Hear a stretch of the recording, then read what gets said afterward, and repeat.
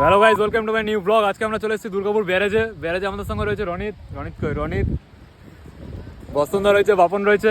লোকের ঘর বাড়ি ডুবে যাচ্ছে, কিন্তু আমরা এখানে মজা নিতে চলে এসেছি জলের। ঠিক আছে, সবাই এখানে মাছ ধরছে ছেড়ে।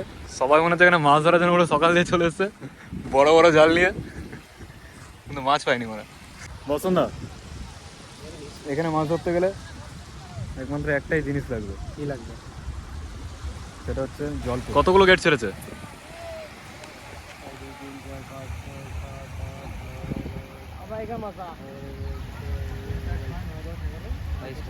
দুর্গাপুর ব্যারেজে আমরা মোটামুটি কত বছর পর জল দেখতে পেলাম, মানে কত দিন পর?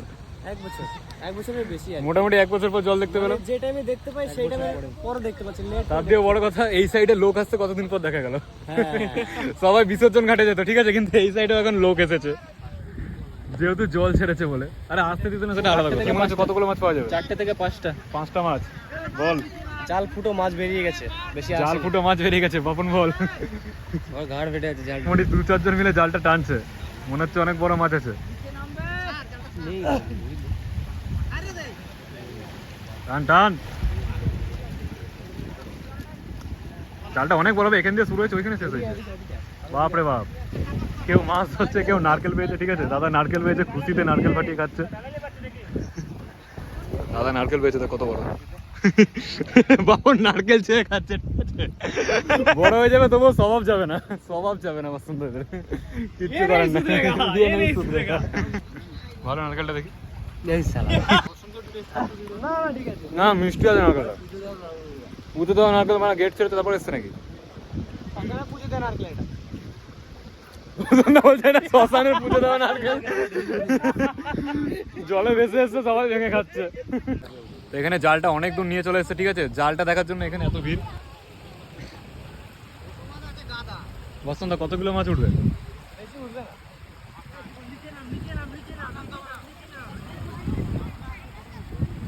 বসন্ত বলছে বেশি মাছ উঠবে না।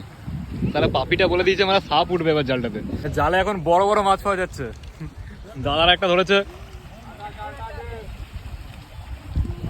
তাহলে তোর বাচ্চা বসন্ত বলছিল মাছ পাবে না।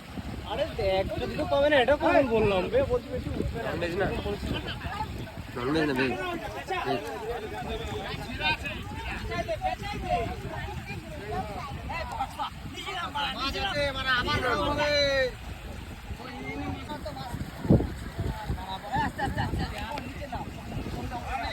ফাইনালি জালটাকে পারে নিয়ে চলে এসছে, ঠিক আছে, দেখা যাক কতগুলো মাছ এটা।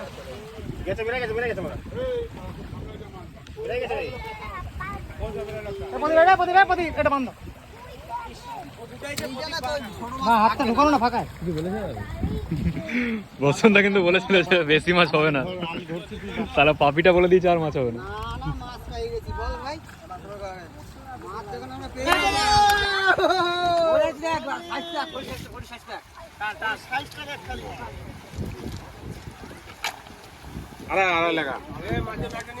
বসন্ত বলছিল মাছ হবে না, কিন্তু এখানে মাছ পেয়েছে, ঠিক আছে।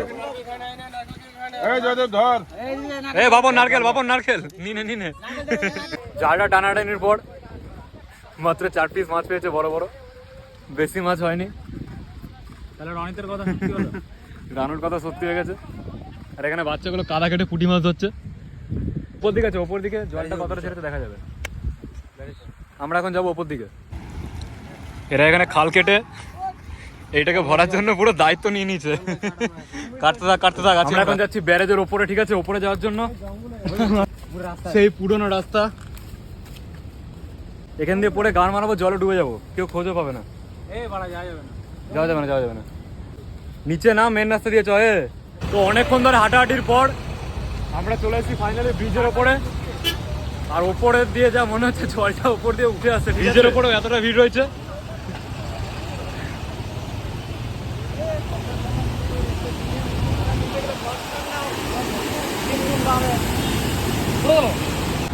পড়ে গেলে বলিস না বসন্ত, ফোনটা পড়ে গেলে কত টাকা দিতে হবে?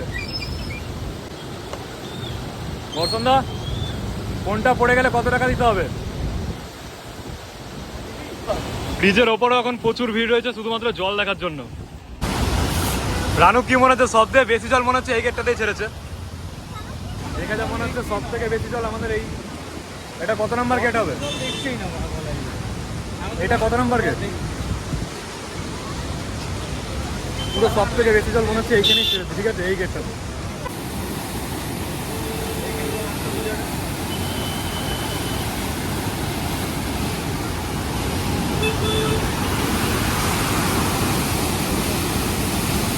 गांड फट रही है कि नहीं? फट रहा पूरा गांड बहन चोद।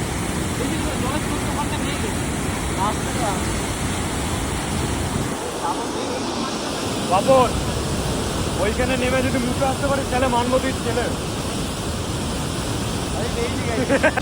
জলের এতটা প্রেসার রয়েছে যে নিচের জলটা এখানে ছিটে ওপরে উঠে আসছে, পুরো কুয়াশা কুয়াশা লাগছে। যাই হোক, আমাদের নদীতে অনেক বছর পর এরকম জল ছেড়েছে, দেখে খুশি হলাম। বর্ষণ দা, এই জলে সাঁতার কাটতে পারবি? লেওড়া পারে সাঁতার কাটতেও, ঠিক আছে। তো আমাদের ছোটবেলা দিয়ে বলে আসছে যে ও সাঁতার কাটতে পারে, কিন্তু আজ পর্যন্ত কোনোদিনে দেখিনি যে সাঁতার কাটতে। এখন বলছে এই জলেও নাকি ও সাঁতার কেটে দেবে। এই জলে জলের ছিটেগুলো এখানে এতটা পরিমাণ উপরে উঠেছে, গা ভিজে যাচ্ছে। কাটবে আমি তাহলে মরে যাবো। লাফি দেখ, ট্রাই করে দেয়। না ট্রাই করলে কি করে বুঝবি?